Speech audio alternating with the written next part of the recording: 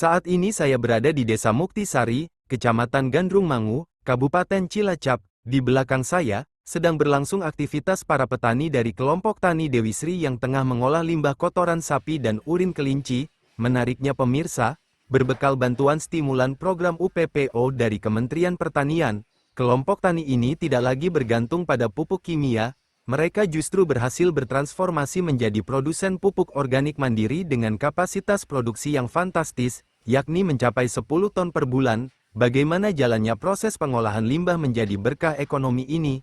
Berikut laporan selengkapnya untuk Anda. Kemandirian dari limbah, Poktan Dewi Sri Cilacap produksi 10 ton pupuk organik per bulan.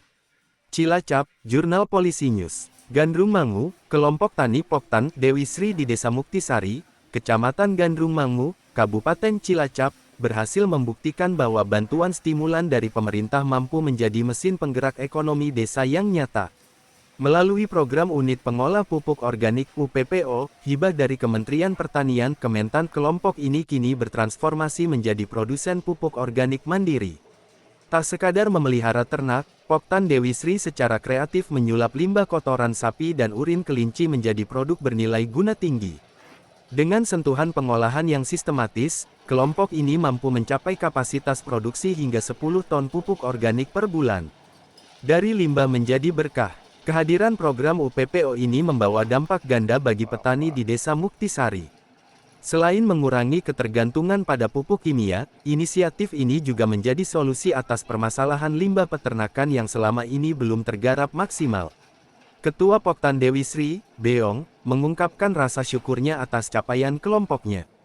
Menurutnya, pupuk yang dihasilkan terdiri dari dua jenis, yakni pupuk organik padat dan pupuk cair hasil fermentasi urin kelinci.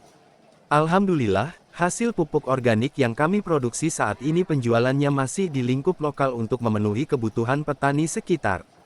Ini sangat membantu menjamin ketersediaan pupuk bagi anggota kami, ujar Beong. Harapan perluasan pasar. Meski telah berhasil dalam sisi produksi, Poktan Dewi Sri kini menghadapi tantangan baru dalam hal distribusi skala besar. Saat ini, pemanfaatan pupuk tersebut masih terbatas pada lahan-lahan milik anggota kelompok dan petani di lingkungan desa setempat. Pihak kelompok berharap adanya dukungan berkelanjutan dari pemerintah daerah maupun instansi terkait, khususnya dalam menjembatani akses pasar yang lebih luas. Harapan kami, pemerintah bisa membantu lebih lanjut untuk pemasaran. Jika pasar sudah terbuka lebar, tentu para petani penggarap sapi UPPO ini akan lebih terbantu secara ekonomi dan semakin semangat dalam berproduksi, pungkas Beong. Melalui langkah konsisten ini, Poktan Dewi Sri tidak hanya berkontribusi pada pemulihan kesehatan lahan pertanian di Cilacap melalui penggunaan pupuk organik, tetapi juga menciptakan model ekonomi sirkular yang patut dicontoh oleh desa-desa lainnya. Kabar hari ini bersama reporter Jurnal Polisi News Saifullah mengabarkan.